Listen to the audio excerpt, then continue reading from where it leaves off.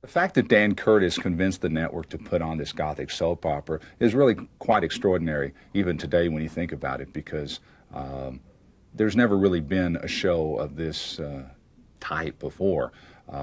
You have NBC trying something with a supernatural now with a show called Passions, but Dark Shadows was just this really far out mixture of Gothic romance mixed with supernatural horror. When Dark Shadows was put on daytime television, ABC went with this Gothic approach, but the series did not have the far out elements that it later embraced. You had very light hinted supernatural elements, but it was again very subtle.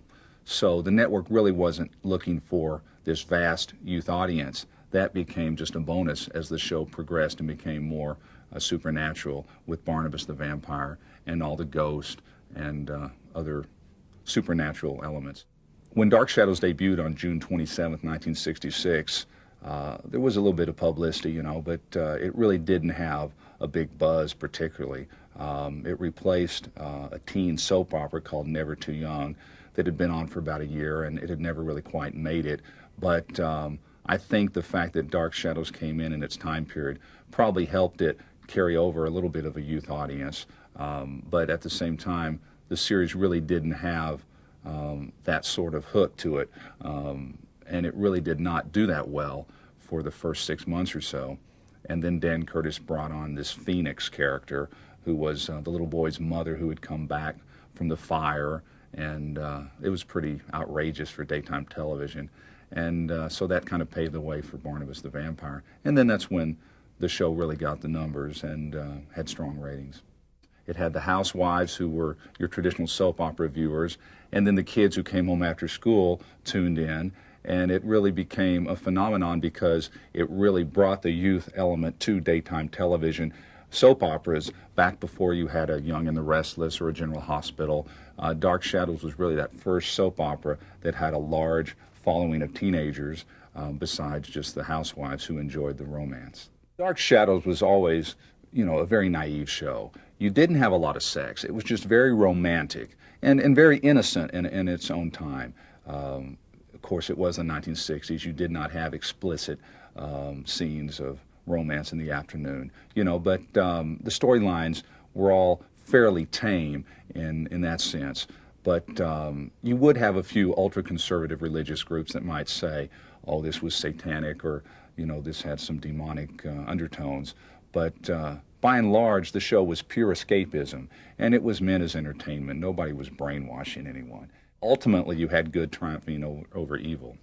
And, Barnabas did have doubts over his evil doings. And, he paid the price. So the series did sort of keep a morality in check, and it really did not do anything that outrageous, to warrant being called anything more than entertainment.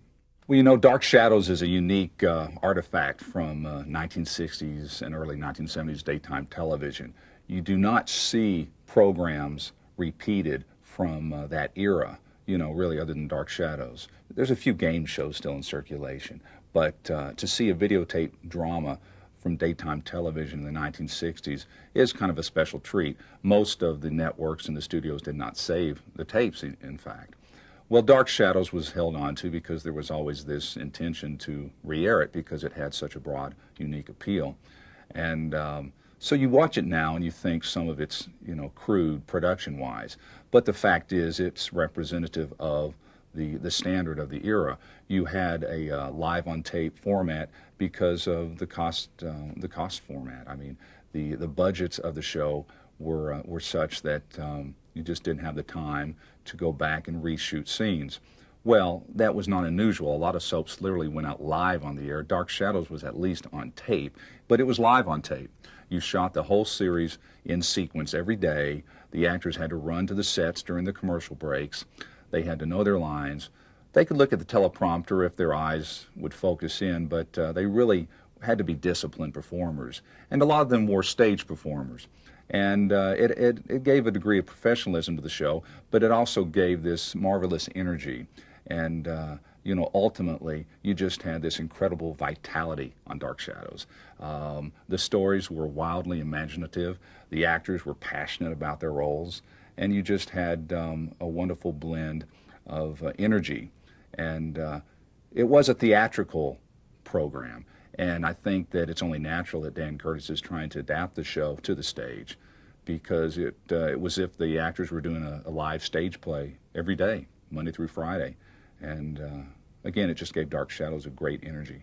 Dan Curtis is the quintessential salesman. He really knows how to put a project over. He knows how to convince you that it is the right thing to do and that he's the right man for the job.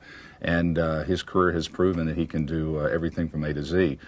His golf show, Dark Shadows, he's done human dramas like When Every Day Was the 4th of July, which is kind of a similar to Kill a Mockingbird, a very tender story about childhood and growing up and various conflicts. But The Winds of War and War and Remembrance were gargantuan miniseries, which you'll never see anything that big for television again. I mean, $120 million to create over 30 hours of programming all over the world he shot. And so he's a man of scope and much vision.